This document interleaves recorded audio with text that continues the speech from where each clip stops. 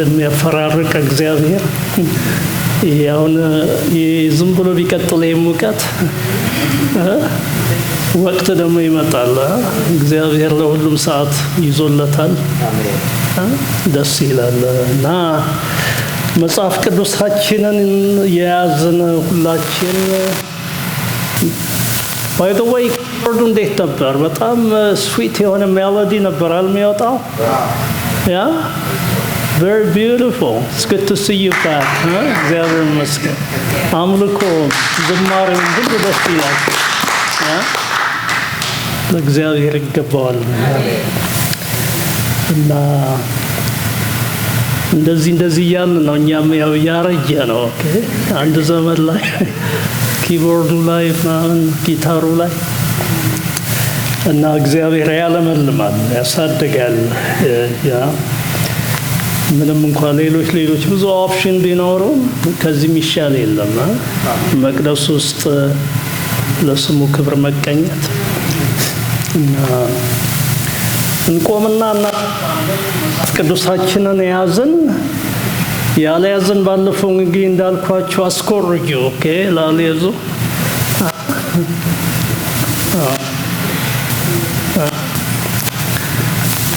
ፕሮፌሰሩ ፈቅዷል። ለዛሬ ነው። ኔክስት ታይም ላችሁ ነው። bring your own bible ምዕራፍ 2 ከ1 ጀምሮ እስከ 11 ያለውን እናነባለን በጌታ በኢየሱስ። ልጆቼ ሆይ ኃጢአትን እንዳታደርጉ ይህንን እጽፍላችኋለሁ። ልጆቼ ሆይ ኃጢአትን እንዳታደርጉ ይህንን እጽፍላችኋለሁ። የዮሐንስ መጽሐፍ ለማግኘት በጣም ቀላል ነው። ወደ መጨረሻው ሄዱና የመጨረሻው መጽሐፍ ከሱ ወደዚህ ስትመለሱ ታገኙታላችሁ። ብዙ ሩቅ አይደለም። ልጆቼ ሆይ ኃጢአትን እንዳታደርጉ ይህንን እጽፍላችኋለሁ። ሙዲ የሚባል የታወቀ ሰባኪ ወንጌላዊ ፓስተር he used to be in the Chicago area ምን ይላል? Reading this Bible, reading this book keeps you from sinning ይላል. And the devil keeps you from reading this Bible. ስለዚህ ከኃጢአት ለመጠበቅ ምንቸገር ካለን ተጽፏል ነው የሚለው ዮሐንስ። ለምን ኃጢአትን እንዳታደርጉ ልጆቼ ሆይ ይህንን ጽፍላችሁ። ይሄ ልጆቼ የሚለው በቃ እሱ አያትም ነው፣ በእድሜም የሸመገለ ነው፣ አባትም ነው። እንደ ዘመኑ ዳዲ እንደሚባለው አይነት ነገር አይደለም። አንድ ጊዜ ዝም ብላ ዳዲ እንዲህ ብሎ ምናምን ትላለች። እኔ ግራ ገባኝና አብሮኝ የነበረው ሰው ፓስተሩን እኮ ነው አለ። ፓስተሩን የአዲስ የመጣው እንትን ፓፓ የሚባለው ነገር አይደለም። እዚህ ጋር አንድ በጣም ወደው ጓደኛዬ አባቴ ነው ይላል። ተነስቶ በአንድ ጊዜ ተነስቶ አንድ ሌላ አገልጋይ ነው። እኔ ደግሞ አባቱን አውቀዋለሁ። በስጋ ምን የመሰለ አባት ያለው ነው። በመንፈስ ምን ነካድ ያን የመሰለ አባት እያለ ደርሶ አሁን ካረጀ በኋላ አባቴ ሌላ ሰው አዲስ የመጣ ያለ ልላቸው ነው። it's not biblical። ይሄ ከዌስት አፍሪካ የመጣ ነው። ዳዲ ምናምን መጽሐፍ ቅዱስም አይል አባታችን አትበሉ ነው የሚለው። ኦኬ በዛ መንፈስ አይደለም። ጆን የሚለው በቃ ልጆቼ አርጅቷል። ሊትራሊ he is a grandfather።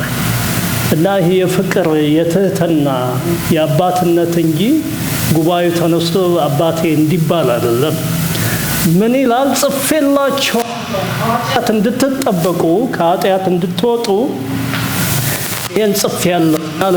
አስቡት ሙዲ ያለው መጽሐፍ ቅዱሳችንን ስናነብ በኃጢአት ላይ የመንገስ ጉልበትና ስልጣን በመንፈስ ቅዱስ ይሰጠናል። ኦኬ በዛ ውስጥ ይሄ ቃሉ ምንድነው? ቃሉ ካለ ህይወትም ነው መንፈስ። ስለዚህ በሚደጋገም ድካም የመውደቅ habitual የሆነ sinning nature እንዲጠፋ የምትፈልጉ ከሆነ ልጆቼ ሆይ ይሄንን ጽፌላችኋለሁ ይላል። ማንም ኃጢአትን ቢያደርግ በአብ ዘንድ ጠበቃ አለን፣ እርሱም ጻድቅ የሆነ ኢየሱስ ክርስቶስ ነው። ቅድም እንደዘመርነው ማለት ነው። እና እንዴት እንደዚህ ሊሆን ይችላል ተብሎ ቢጠየቅ መልሱን እዛው ይሰጣል። እሱም የኃጢአታችን ማስተሰሪያ ነው። ይሄ ቃል በጣም ታውቁታላችሁ። ማስተሰሪያ የብልጥ የሆነው ዘፋኝ ያለው ቃል አይደለም። ይሄ ጃሃ ያስተሰርያል ምናምን ይሄ ለየት ያለ ነው። እዚህ ጋር ያለው በኃጢአት ምክንያት በሰው ልጆች ላይ የሚነደውን እግዚአብሔርን ቁጣ መለሰው። እግዚአብሔር ቁጡና ተናዳጅ ሆኖ አይደለም፣ ግን በኃጢአት ላይ እንደ እሳት የሚንቀለቀለውን እግዚአብሔርን ቁጣ መለሰ ማለት ነው። የማስተሰሪያ ፕሮቤሽን ማለት ነው። ለኃጢአታችን ብቻ አይደለም፣ ነገር ግን ለዓለሙ ሁሉ ኃጢአት እንጂ። ትእዛዛቱንም ብንጠብቅ በዚህ እንዳወቅነው እናውቃለን። የምንጠብቀው ትእዛዛቱን እንድናውቀው ሳይሆን ትእዛዛቱን የምንጠብቀው ስለምናውቀው ነው የሚለው። አውቄዋለሁ የሚል ትእዛዛቱንም የማይጠብቅ ምንድነው? እቺን ቃል ይወዳታል አለ ዮሐንስ። ውሸተኛ ነው ይላል። ምንም አያፍርም። በዛ ጉባኤ ውስጥ ገብተዋል፣ ሰርገው ገብተዋል። እግዚአብሔር እናውቃለን እያሉ ነገር ግን እግዚአብሔር ትእዛዝ ደግሞ መጠበቅ ምን ያደርጋል የሚሉ ወገኖች የሚመስሉ ስለነበሩ ነው። እናንተ ውሸተኞች ናችሁ። ቃሉን ግን የሚጠብቅ ሁሉ በሱ የእግዚአብሔር ፍቅር በእውነት ተፈጽሟል። በእርሱ እንዳለን በዚህ እናውቃለን፣ በሱ እኖራለሁ የሚል እንደሱ ተመላለሰ፣ ራሱ ደግሞ ሊመላለስ ይገባዋል። አሁን ደግሞ ወንድሞቼ ሆይ ይላል። ወንድሞቼ ሆይ ከመጀመሪያ የነበረቻችሁ አሮጌ ትእዛዝ እንጂ የምጽፍላችሁ አዲስ ትእዛዝ አይደለችም። አሮጌቱ ትእዛዝ የሰማችኋት ቃል ናት። ስለሚያውቋት ነው። እቺ አሮጌቱን ትእዛዝ አይነግረን፣ ሉዝ ነው። ዮሐንስ ሲጽፍ ሐሳቡን እዚህም ጣል ያደርጋል። እሱን ሙሉ ሐሳብ ለማግኘት የዮሐንስን ወንጌል ማንበብ አለብን፣ ሌሎቹንም መልእክቶች ማንበብ አለብን። እቺ አሮጌቱ ትእዛዝ ምንድናት የሚለውን በምዕራፍ 2 ላይ ለኛ ለተከበሩ ሴት ታላቅ ሴት ሲናገር ይገልጸዋል። የመጀመሪያው ትእዛዝ እርስ በርሳችን እንዋደድ የሚለውን እዛው ዮሐንስ 2 ላይ ይነግረናል። እና መጽሐፍ ቅዱስ ራሱን በራሱ የሚፈታ the best commentary ነው። እና በተለይ ዮሐንስን ስናነብ ሐሳቡ የተንጠለጠለ ነው። እኔ እንግዲህ ያው ባለሙያም ስለሆንኩ ትንሽ ማርጀት ነገርም ያለበት ይመስላል። አንዳንድ ነገሮች ጀምሮ አይጨርስም፣ አንዳንድ ነገሮች ደግሞ ይደጋግማል። እና ግን እሱም በሙላት ለመረዳት መልእክቶቹን ማንበብ አለብን including the Gospel of John። እና ዳግመኛ ትእዛዝን እጽፍላችኋለሁ፣ ይህም ነገር በእሱ በእናንተም እውነተኛ ነው። ምንም እንኳን አሮጌቱ ብትሆን still fresh ነው የሚለው። ያ ትእዛዝ አሁንም ይሆናል። ጨለማው ያልፋልና እውነተኛውን ብርሃን አሁን ይበራል። በብርሃን አለሁ የሚል ወንድሙንም የሚጠላ እስካሁን በጨለማ አለ። ወንድሙን የሚወድ በብርሃን ይኖራል፣ ማሰናከያም የለበትም። ወንድሙን የሚጠላ ግን በጨለማ አለ፣ በጨለማ ይመላለሳል፣ የሚሄድበትንም አያውቅም። ጨለማ ዓይኖቹን አሳውረውታልና። ሲጨለማ ክፍል ውስጥ ለረጅም ጊዜ ቁጭ በሉና ውጡ እና ደሴም አይነት ፍናምንን አለ። ብርሃን ለማየት በጣም ይከብዳል እና በጨለማ ውስጥ መቆየት ጨለማ ያደርጋል ማለት ነው። ጨለማ ማድረግ ብቻ ሳይሆን ጨለማ መሆንም አለ። እንጸልይ። ጌታ ሆይ እናመሰግንሃለን፣ የዚህ ቃል ባለቤት አንተ ስለሆንክ በቅዱሳን መካከል ቅድም እንደጸለይነው አንተን የምታሳየን አንተው ራስህ ስለሆንክ ወደዛ ስለምትወስደን በቃል ውስጥ ሕይወት ስላለ በቃል ውስጥ መጽናናት ስላለ በቃል ውስጥ ጉልበት ስላለ በቃል ውስጥ መልስ ስላለ ይሄ ጉባኤ በፊት ተቀምጦ ሲመለስ ባዶ እጁን ስለማይመለስ በመንፈስ ውስጥ የሚሰንቀው ለነገ የሚሆነው ስንቅ ከቃል የተነሳ ስለሚወጣ እናመሰግናለን። እንወድሃለን። ቃልህ ስለተገኘ ከኛም ጋር ስላለ እኛም ፌሎሺፕ ካንተ ጋር ስለምናደርግ ስምህን እናከብራለን በጌታ በኢየሱስ ስም። እግዚአብሔር ይባርካችሁ። ምዕራፍ 1 ስናይ ዮሐንስን በደንብ የተዋወቅ ነው ይመስለኛል እና ዮሐንስ ስለ ህብረት በጣም ነው የሚጽፈው። ከእግዚአብሔር ጋር ህብረት አለን፣ እኛ ደግሞ እናንተን ደግሞ ወደኛ ህብረት እንጋብዛቸዋለን። ይሄ ህብረት ደግሞ ዝም ብሎ ማህበር አይደለም፣ የሆነ ለመጠጣት ጽዋ ለመጠጣት አይደለም፣ እቁብ ለመጣል አይደለም፣ የቀበሌ ስብሰባ አይደለም። ይሄ ህብረት ከእግዚአብሔር ጋር ነው ይላል። እግዚአብሔርን ደግሞ ከመጀመሪያ ያመጣዋል። ይሄ ቀላል አይምሰላችሁ። አንድ ዘመን ላይ ቃል ነበር፣ አይደረስበት አይነኬ ነበር። ይሄ ቃል የነበረው እግዚአብሔር ራሱን ደግሞ በስጋ ተገልጦ በመካከላችን አደረ። ከዚህ የተነሳ ነክተነዋል ይላል ዮሐንስ። ነክተነዋል፣ መለኮት ጋር አብረን ሃንጋውት አድርገናል ይላል። ደስ አይልም? አብረን በላን ጠጣን። እንደው ዳኛ ፊት ብንቀርብ ሙሉ ምስክር የሚያደርገንን ኤክስፒሪየንስ አደረገን ይላል። ማን ይመስክር ቢባል ምንድነው የሚባለው? የነበረ በስሚ አይደለም፣ የነካ የዳሰሰ የነበረ እዛ ያንን ህይወት ኤክስፒሪየንስ ያደረገ ይመስክር። ለዛ ደግሞ እኛ ብቁ ነን ይላል። ስለዚህ ዝም ብሎ ውሸት አይደለም፣ የአፍ ይሄ ትረካ አይደለም፣ አፈ ታሪክ ደግሞ እንጋብዛቸዋለን ይላል።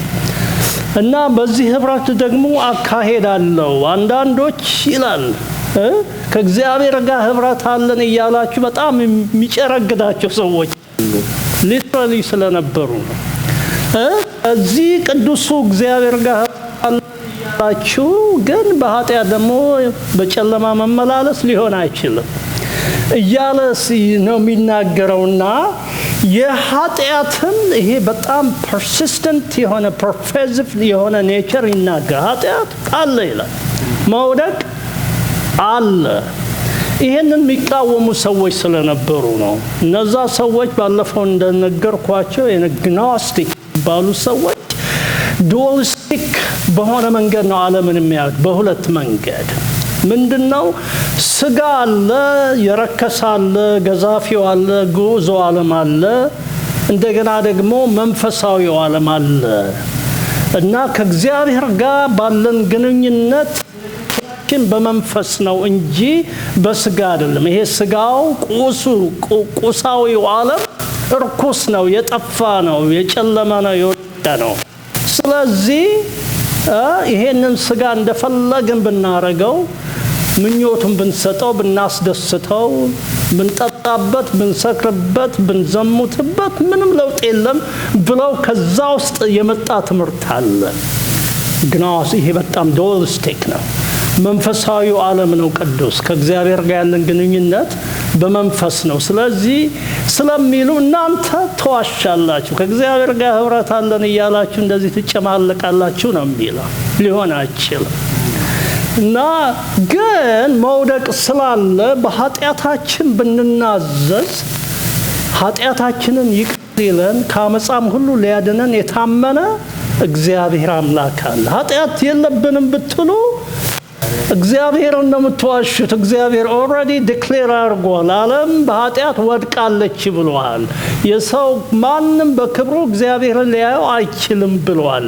ኃጢአተኝነት ከእግዚአብሔር ጋር ሰውን አፋቷል የሚለውን መለኮታዊ ቃልና ድምፅ ይህን ሁሉ የደህንነት መንገድ ፉርሽ እያረጋችሁት ነው። እግዚአብሔር ግን የታመነ ነው።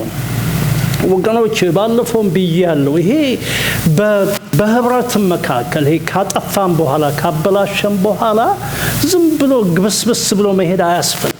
ቆም ብሎ አጠፋው ማለት ይናዋት እዚህ መስዳፍ አድርጌያለሁ ይሄ የኔ ድካም let's resolve it ብሎ ነው መቀጠል ያለበት። እኔ በቤትም ውስጥ ይሁን በጉባኤ መካከል ተፈለገ ተሸቃቅጦ ምን ብሎ ደግሞ እንደ ጋማ ከብት አብረው ደግሞ መሰስ ማለት አያስፈልግም። ይሄ በጣም አስፈላጊ ንስሐ የሚገባ ይሄ በጣም ይሄና ኮግኒቲቭ ፕሮሰሲንግ አለው። ራስን መፈተሽ አለበት፣ ራስን ማየት አለበት፣ አካውንታቢሊቲ መውሰድ አለበት።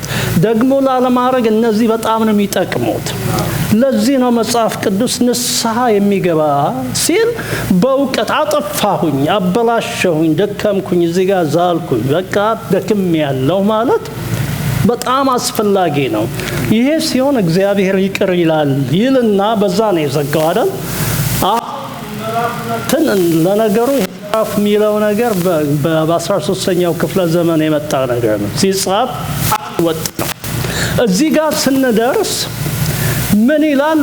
ቅድም እንዳልኳችሁ ልጆቼ ሆይ ይላል፣ ኃጢአትን እንዳታደርጉ እጽፍላችኋለሁ። ይሄ የሚፈሰው ሕያው የሆነው ደም ቅድም ስንዘምር ነበር፣ ትኩስ የሆነ ፍሬሽ የሆነ የሚያነጻ ስላለ በደልን ይቅር የሚል በተናዘዝን ውስጥ በሙላት እንድንገባ የሚያደርግ ፕሮቪዥን ስላለ መቀጠል አለብን ወይ? ልክ ሮሜ ውስጥ ጳውሎስ አታክ እንደሚያደርገው ፐርሰፕሽን ማለት ነው። ምዕራፍ 6 ላይ ምን ይላል? እንግዲህ ጸጋ ስለበዛ ኃጢአትን ዝም ብለን እናደርግነ ይላል። እንደዛ የሚሉ ሰዎች ስለነበሩ the same thing ነው እዚህ የሚናገረው ዮሐንስ። ስለዚህ እግዚአብሔር በመልቱ ስለሚጠብቀን ከኃጢአት ደጋግሞ ለመንጻት ፕሮቪዥን ስላለ ያ መንጃ ፈቃድ ነው ወይ ነው የሚለው ላይሰንስ ነው ወይ አይደለም። እና እሱን ነው አድሬስ ማድረግ የሚጀምረው። ስለዚህ ከኃጢአት ለመንጻት ለመጠበቅ እውነት እግዚአብሔር በስጋችን ሊከበር ይገባዋል። በስጋችን እግዚአብሔር ስሙን ያገኝ ይገባዋል። የመንፈስ ቅዱስ ማደሪያ ነው። እኛ እንደነዛ ግኖስቲክ አይደለንም። ስጋችንም ለእግዚአብሔር ቤተ መቅደስ አርገን ደጋግመን ጳውሎሳዊ ነኝ ብያችኋለሁ አይደል? ደጋግመን መቀደስ ደጋግመን መሰዋት አለብን። ድካም ቢኖር አለ። በድካም ከሷ እንሸሽም። ነገር ግን ድካማችን ተረተን በንፍሳ ወደ እሱ ስንመጣ ያነጻል። ግን ይሄ ድግግሞሽ አንዳንዴ ፓተርን ሲሆን ህይወት ተመሳሳይ ነገር ሲሆን ሁልጊዜ መጠየቅ አለብን። የቱ ጋ ነው ግንኙነቴ? ከቃሉ ጋር ያለኝ ጥምረት የቱ ጋ ነው? ወዳጅነቴ የቱ ጋ ነው? አማይ digging deep ቀኑን ሙሉ ስላይድ ዝም ብዬ እያረኩ ዩቲዩብ ላይ ውዬ ቲቪ ላይ ውዬ መንፈሳዊ ህይወቴ ይበርታ ማለት በጣም ሞኝነት ነው አለ ኢንሳኒቲ የሚባለው ነገር። ደጋግሜ እዛ ላይ ውዬ ህይወቴ ሆይ ይላል ዮሐንስ። ትፈልጋላችሁ በድካማችሁ ላይ ጉልበት ማግኘት ይሄንን አንተ አንብቡት ነው የሚለው እና ከዛ እውነት ነው ድካም የሚካድ አይደለም፣ መሳት የሚካድ አይደለም። እና በዚህ ግን ሰቱ ነው የሚለው እና የሚጠቀመው ቃል ደግሞ ደስ ይላል። መጽሐፍ ቅዱሳችን ይሄኛው አማርኛችንም በትክክል ተረጎመ። ጠበቃ የሚለውን ቃል ነው የሚጠቀመው። ጠበቃ አለ። ይሄ በዳኛ ፊት ሌጋል ፕሮሲዲንግ ነው ፕሬዘንት የሚያደርግልን። በንስሐ እንድንመለስ እንጂ እንድንሸሽ አይሁን። እኛም እንኳን አይደለንም እግዚአብሔር ማረን ምንለው እኛማ ምን አለን ወገኖች? በንስሐ ስንመለስ ያይና ስለኛ ብድግ የሚል ማን ነው ይላል? ጠበቃ አለን። በጣም የሚገርም ጠበቃ አለን ወገኖች።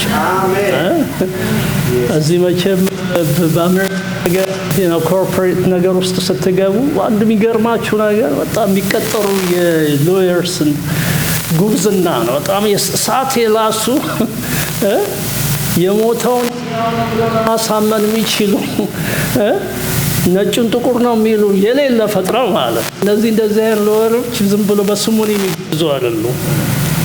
በብዙ ሺህ ገንዘብ በብዙ ሰዓታቸው በአንድ ሰዓት በብዙ ሺህ የሚያስከፍሉ ናቸው።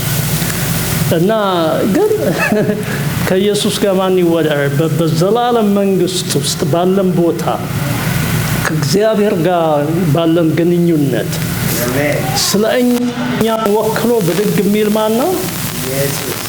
ኢየሱስ ራሱ። ጠበቃ ለዛ ይቅርታ እንድናገኝ የሚያስዋጋ ደግሞ ራሱ ነው የከፈለው። ዝቅ ይልና ኦኬ ጥብቅና በምንድን ነው የተገኘው ቢባል የሚመልስ ይመስላል። ይሄው ራሱ ለኃጢአታችን ይሄ የእግዚአብሔርን ቁጣ ለመመለስና ለመከልከል የሚያስፈልገውን በኃጢአት ላይ የሚመጣውን ቁጣ ለዛ የሚሆን ደም ያፈሰሰ ራሱ ኢየሱስ ነው። እና ለሷም ነው ይላል፣ ለሱም ነው ደም ይላል። ለሱም ነው ይላል፣ ለዚህም ኃጢአት ነው ይላል። እንዴ ምን ችግር አለ? ፍሼዋለሁ ይላል። ላለፈው ብቻ አይደለም፣ በቃ በድካም ለሚመጣ ነገር ሁሉ ሕያው ነው። አሁንም ደግሞ አይደለም። እግዚአብሔር የተመሰገነ ይሁን። ወገኖቼ በዚህ ክርስቲያን ሆነን በዚህ ማንጽናና ከሆነ በቃ ከባድ ነው።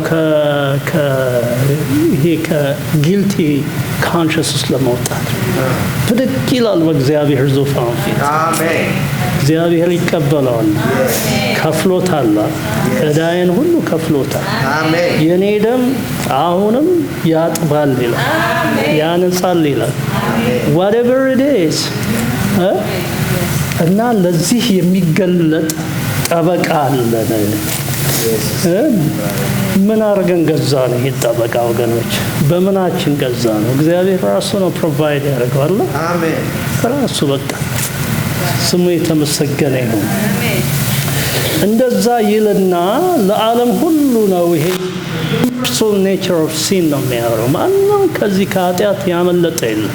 የሚያመልጠው ግን ሁሉም በዚህ በክርስቶስ ደም በመታጠብ በዛ መንገድ ካልሆነ ዓለም ሁሉ በኃጢአት ወድቃለች ይላል። የሚገርመው ከዛ ይመጣና አሁንም ወደ አነሳው ነገር ውስጥ ይገባልና ትንሽ ሐሳቡን በቃ ወደ ሌላ ነገር ውስጥ የገባ ይመስላል። ትእዛዙን ብንጠብቅ በዚህ እንዳወቅነው እናውቃለን። እውቀት የሚለው ነገር ሌላው ለዘመኑ ትልቅ ጥያቄ ነበር። ይሄ ኖሌጅ ግኖሲስ የሚባለው በዛ ጊዜ ሰዎች በእውቀት ነው እግዚአብሔርን የሚያውቁት ብለው የሚያስተምሩ ሰዎች አካባቢው ላይ ነበሩ። እዚችም ቤተክርስቲያኑ ሰርገው ገብተዋል። እግዚአብሔርን ለማወቅ በአእምሮ እውቀት፣ በህይወት ልምምድ እውቀት ይቻላል የሚሉ ነበሩ። እነሱን ነው አድሬስ የሚያደርገው።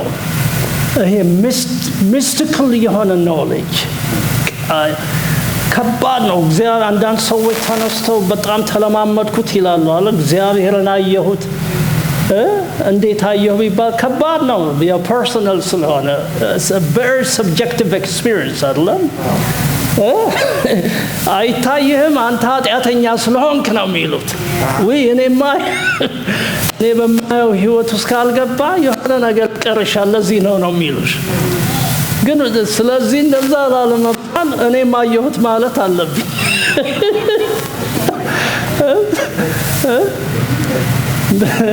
አላየሁም ማለት አይችልም። ይሄም የኔ ኤክስፒሪየንስ ነው። a mystical experience። አንዳንዱ ደግሞ ይሄ ኢሶተሪክ የሆነ ኖሌጅ በዛ ነው እግዚአብሔር የምናውቀው ይላል። የአፈ ታሪኮችን በመተርጎም ስዕሎችን በመተርጎም በተለይ በዚህ ሚስቲካል እና ይሄ ኢሶተሪክ የግብጽ ሜቶሎጂዎች አሉ እነሱን በመመርመር እግዚአብሔርን እናውቃለን ይላሉ። እነዚህ ሰዎች እዚህ ውስጥ እኮ ያሉ ናቸው። ፐርሰናል ሰብጀክቲቭ የሆነ ኤክስፒሪየንስ በዛ ውስጥ እግዚአብሔርን እናውቃለን ይላሉ። ሌላ አፈ ታሪኮችን የሰዎችን የትውልዶችን ተረት በመተርጎም በዛ ውስጥ እግዚአብሔርን ፈልፍለን እናገኘዋለን። the mythical knowledge ውስጥ እግዚአብሔር አለ ብለው ያስባሉ። የሚገርመው ግን ይሄ ዕውቀት ወደ እግዚአብሔርን ወደ መፍራት የሚያደርስ ዕውቀት አይደለም። በእውነት እግዚአብሔርን ኤክስፒሪየንስ ወደ ማድረግ የሚያደርስ ዕውቀት አይደለም። ደስ አይልም ወገኖች? ምንም ያህል እንደው በዚህ ዓለም ዕውቀት ቁንጮ ላይ እንቀመጥ፣ ያ ዕውቀት ወደ እግዚአብሔር ዕውቀት አይወስደንም። እግዚአብሔርን ወደ ማወቅ አያመጣንም። አይደለም? በዚህ ምድር ላይ እንግዲህ ትንሽ ፊደል ከለቀሙ ሰዎች መካከል ልሆን ይችላል። የትኛውም ዕውቀት ያ ዕውቀት እግዚአብሔርን በእውነት ወደ ማወቅ አያደርስም። ስለዚህ እነዚህ ሰዎች ምንድነው እግዚአብሔርን እናውቃለን አየነው ነካነው ያሉ ግን በህይወታቸው የሚታይ ነገር የለም። በጣም የሚናገሩት ሲተርኩ ኃያል ናቸው። የገቡበት ያዩት ሰማይ ተነጠቅ፣ በዚህ አየሁት በዚህ ሰማሁት፣ ግን በህይወት ሲታይ አሁንም ኃጢአት የሚመላለሱ ናቸው፣ በበደል የሚመላለሱ ናቸው። እና አይደለም ይላል እግዚአብሔርንማ አውቀነው ቢሆን በህይወታችን ውስጥ የሚመጣ የሚፈጸም የሚገለጥ እግዚአብሔራዊ ማንነት አለ ነው የሚለው እሱ። በሱ እንዳለን በዚህ እናውቃለን። ህይወታችን አዲስ መዓዛ ማውጣት ሲጀምር፣ መንገዳችን በቀና ጎዳና ላይ ሲሄድ፣ ሐሳባችን ሰማያዊና መንፈሳዊ ሲሆን የዛን ጊዜ በእግዚአብሔር ዕውቀት እንደተሞላን እናውቃለን። ስለዚህ እግዚአብሔርን እናውቃለን የሚለው ክሌምና የህይወት አካሄድ መፋታት አንዱ ምልክት ነው እነዚህ ሰዎች ከእግዚአብሔር እንዳልሆኑ። ባለፈው ጊዜ ብያቸዋል። በጣም እዚያ ማሉ ከሚባሉ አስተማሪዎች አንዱ ጆን ዋሸር ይባላል። በጣም just a very very good teacher ነው። ምን ይላል? በዓለም ያለ በጣም ውሸታም ነው፣ አታላይ ነው፣ ቀጣፊ ነው፣ ሌባ ነው። ጭንቅላት ስላለው በዛ እየተጠቀመ በጣም ነገሮችን ከዚህም ከዛ ማርጎ የሚያምታታ ነው። እና ይሄ ሰውዬ ወደ ጌታ መጣ እና መጽሐፍ ደግሞ ማንበብ ይወዳል። ከአንድ ጓደኛው ጋር መጽሐፍ ሊገዙ ሄዱ። በመጽሐፍት ቤት የሚፈልጋት መጽሐፍ ሁለት ናቸው ያሉት። አንደኛው ንጹህ ነው፣ አልተነካም፣ አልተቀደደም። ሌላኛው ደግሞ ተቀዳለች። የሆነ ቦታ ሰውየው ልጁ ሲያይ የተቀደደ ነገር አይቷል፣ የተቦጨቀ። እሱን ያረግና ለጓደኛው አብሮ ገዛ ነው የመጣው ሴም ቡክ ለሱ ይሰጥና ያችን መንግስቶ ይሄዳል ቤት። እንግዲህ ወደ ጌታ መጥቷል። ልክ ሊተኛ ቢል እምቢ አለው። ያታልቻል ምንም በቃ የዛን ጊዜ መንፈስ ቅዱስ የሚለው ነገር ገና አያውቅም። ሲያስበው ያረገው ነገር ለካ በጣም መጥፎ ነገር ነው ያረገው። እስኪነጋ አልጠበቀም። ሰውየው ጋር ሄዶ ይሄን ንጹህ መጽሐፍ ለሱ ሰጥቶ የተቀደደውን ይዞ ከዳን በኋላ ያውን እግዚአብሔርን ከማወቅ በኋላ የሚመጣ የህሊና ትንሣኤ ነው፣ የህይወት ትንሣኤ ነው፣ የአስተሳሰብ ትንሣኤ ነው። አልሄድም በዚህ መንገድ የሚሉ ሰዎች ዝም ብሎ ይሄ ቲዮሬቲካል የሆነ ኖሌጅ ያላቸው ሳይሆኑ እግዚአብሔርን በፍጹምነቱ በማንነቱ ያወቁ ከዛ ደግሞ ህይወታቸው የሚከተል በእውነትም ይሄ ሰው እግዚአብሔርን ያውቃል የሚያሰኝ ነገር የሚወጣባቸው ናቸው። አሜን። ክርስቲያን የተባሉበትን ቦታ እናውቃለን አለ ምዕራፍ 11 እና 12 ላይ እና ክርስቲያኖች ለመጀመሪያ የተባሉት ለምን እንደሆነ ታውቃላችሁ? ክርስቶስ ይመስላሉ። ሲመቷቸው ሲመርቋቸው ወይ ጉድ ልክ እንደ ክርስቶስ ሲሰድቧቸው ይመርቃል። ወይ እነዚህ ምን አይነቶች ናቸው እንደ ክርስቶስ ሲያሳድዷቸው ወደዛ ወደዚህ ክርስቶስ እነዚህ ክርስቶሳሞች ተብሎ ነው ከዛ ነው የመጣው ይሄ ክርስቲያን የሚለው ነገር። ርቃት አልነበረም እኮ በፊት የማጥላላት ነው የመናቅ ነው። እነዚህ እንደ ክርስቶስ በምናቸው ነው ወደዛ የመጣው? በህይወታቸው ምሳሌነት ነው አይደል? ዝም ብሎ እጅ አንስቶ በመዘመር ምናምን አይደለም። ሲሪየስ ነገር ውስጥ እያለፉ እንደዛ ነው ወደ ያንን ስም ያገኙት። ይሄም ሰው የሚለው እግዚአብሔርን መናቃል የሚለው ነገር በህይወት መታየት አለበት። ዝም ብሎ ክሌም መደረግ ብቻ አይደለም። ወደ ትልቅ ሀሳብ እየገባ ነው። Christianity is not all about the absence of sin አይደለም። የኃጢአት አለመኖር ብቻ አይደለም ክርስትና።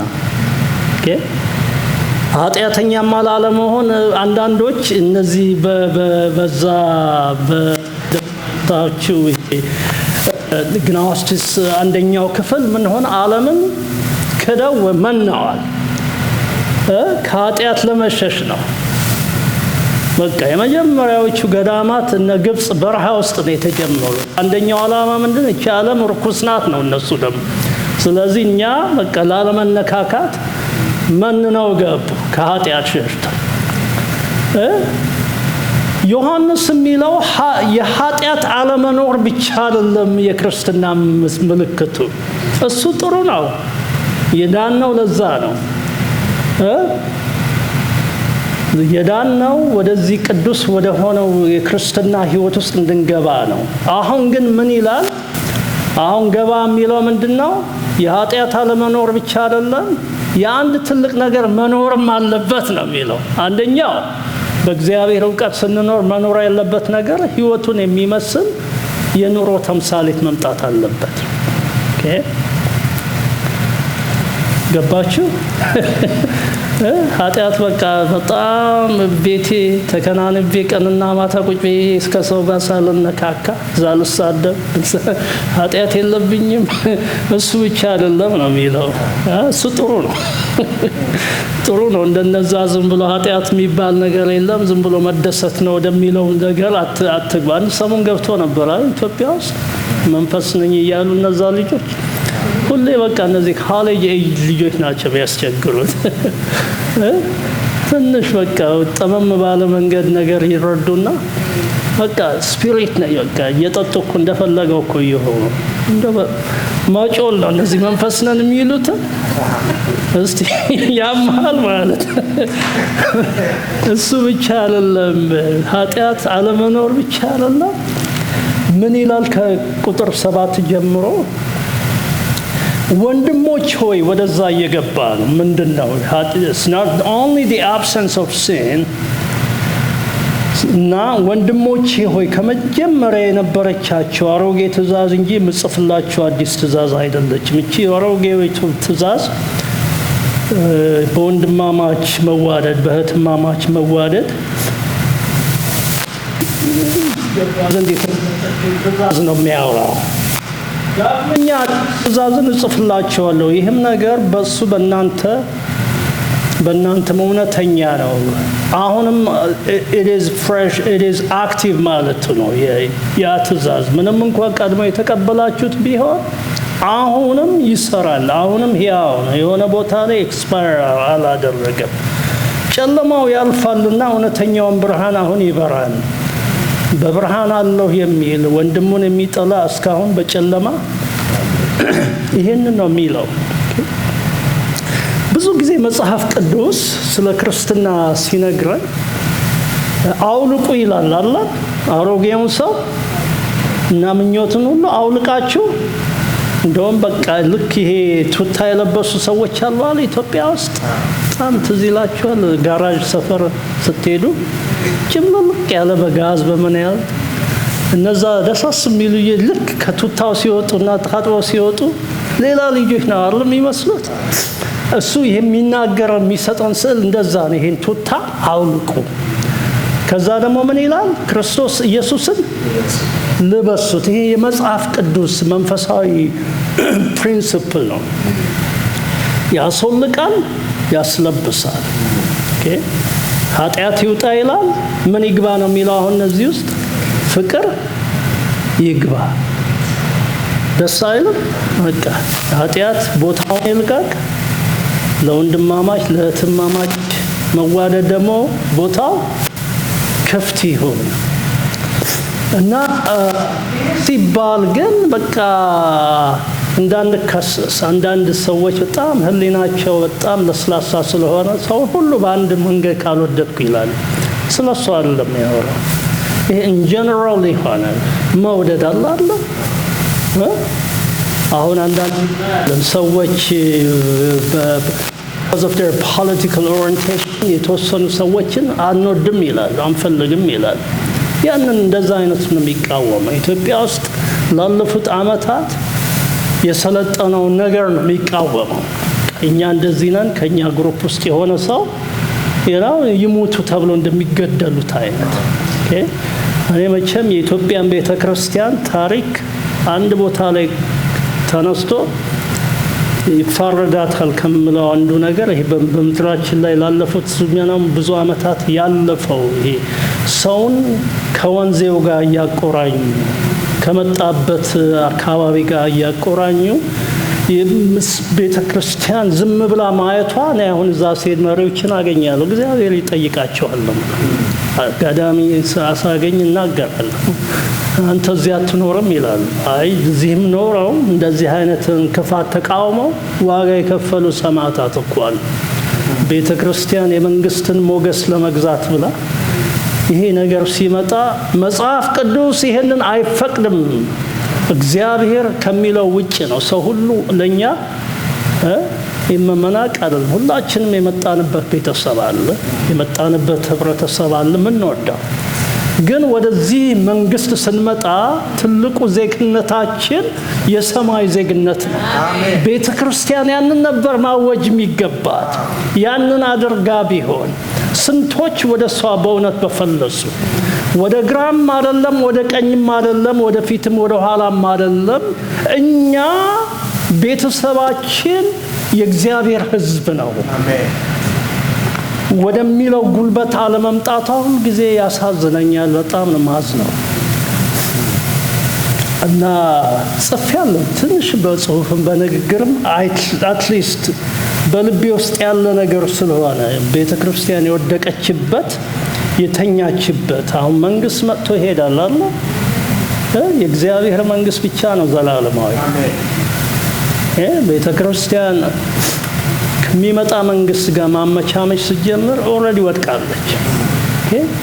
የእግዚአብሔርን መንግስት በመወከል ይሄ ፕሮፌቲክ የሆነ ቮይስ ይሄ አሁን የምላችሁ የፕሮፌት ነኝ ምናምን እንደሚሉ ሳይሆን ቤተክርስቲያን ያላትን ይሄ ትንቢታዊ ድምፅ የእግዚአብሔርን መንግስት እየወከለች ይሄንን እግዚአብሔር አይወድም፣ መጽሐፍ ቅዱሳችን አይፈቅድም። ሰው ሁሉ በእግዚአብሔር ፊት እኩል ነው። ይሄንን መከፋፈል መለያየትን በዚህም በዛም እያደረገ የሚያመጣ ነገር አንቀበልም አለማለቷ there's something እንግዲህ ወደፊት ታሪክ ይፋረዳታል ብዬ ነው የማስበው። እና ዮሐንስ የሚለው ያንን ነው። ተነስተን የሆነ ሰው ጥልት የሆነ ግሩፕ ጥልት ማድረግ አይደለም። በቃ እንደዛ አይነት ህይወት አያስፈልግም። ኃጢአት አለመኖሩ መልካም ነው። ነገር ግን በቤተ ክርስቲያን መካከል የቅዱሳን ፍቅርና አንድነት የአንጃ ያልሆነ የፈላለገ የሚገናኝ እንደሱ አይነቱ ነገር የጨለማ ህይወት ነው እሱ መውጣት አለበት ነው የሚለው። እግዚአብሔር የተመሰገነ ይሁን። ስለዚህ እህቷን የምትጠላ አሁንም በጨለማ ነው ያለች። ወንድሙን እንዲሁ ተነስቶ የሚጠላ ሰው ያለ ምንም ምክንያት አንዳንዴ በጣም ከባድ ነው። አንድ ጓደኛ ያለኝ አሁን ኢትዮጵያ ተመልሶ ሄዷል እና ጎበዝ ነው። ያው በዛ ሀገር ፍቅር አካባቢ ነው ተወልዶ ያደገውና ትንሽ ሆኖ እየተሰረቀ ይገባል ሲኒማ ለማየትም ቲያትርም የሰፈር ልጆች ስለሆኑ እንደምንም እያደረገ ስለዚህ ሁልጊዜ በቃ እንደሱ መሆን ነው የሚፈልገው። ተዋናይ መሆን ይፈልጋል።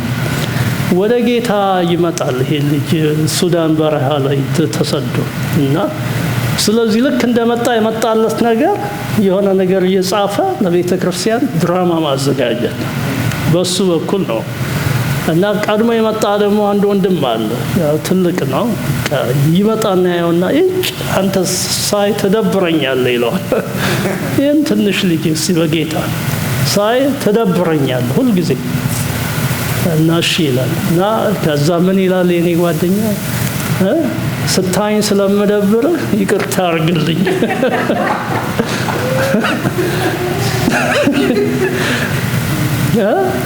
እንደዚህ ብድግ ብላችሁ ምጠሏላችሁ መጣ እንጂ መጣብኝ መጣችብኝ የሚያስብ ዋው እሱ የጨለማው ምልክት ነው የሚለው። አልገባም ምናልባት ኃጢአቱም አልወጣም። ለዚህ ነው ያጥላቻው በቃ ቦታ ያገኘው። እና ፕራክቲካሊ የሆነው ክርስትና ጋር ስንመጣ ወገኖች ሆይ ህይወቴ ምንድነው መዓዛዬ ምንድነው ማለት አለብን። ለዚህ ነው እሱ እንደተመላለሰ እኛም ልንመላለስ ይገባናል። ይሄ የዳንበት ህይወት የፈለስንለት ህይወት ወደዛ የህይወት ከፍታ ለማምጣት አቅምም ፕሮቪዥንም ተሰጥቷል አይደለም። በቃ ጴጥሮስ ነው አይደለም እግዚአብሔርን ለመምሰል የሚያስፈልገው ነገር ሁሉ ተሰጥቷል ነው የሚለው አይደለም። all have been provided ልጁን እንድንመስል በወዝ በላብ የምናመጣው ነገር አይደለም። ደህንነታችን በጸጋ እንደተቀበልን ሁሉ ወደዚህ እሱን ወደሚመስል ህይወትም እንድንመጣ የሚያስችለው መንፈሳዊ ንጥረ ነገር ሁሉ ተሰጥቷል። ስለዚህ ወገኖች ሆይ ምንከሰስ ካለን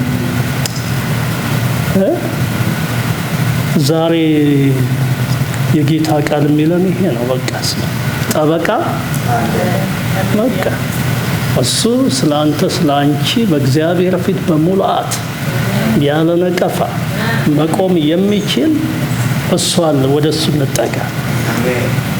የጨለማ ነገር ካለ እናስወጣ።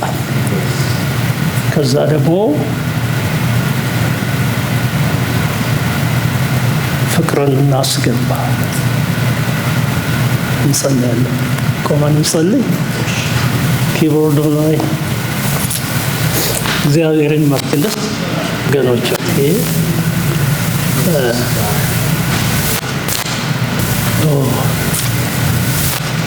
ሃሌሉያ ህይወት ስላለ መንፈሱ ስላለ ደሙ ስላለ ቃሉ ስላለ ጠበቃ ስላለ እግዚአብሔር ደግሞ ታማኝ ስለሆነ ይቅር ለማለት ስለሚችል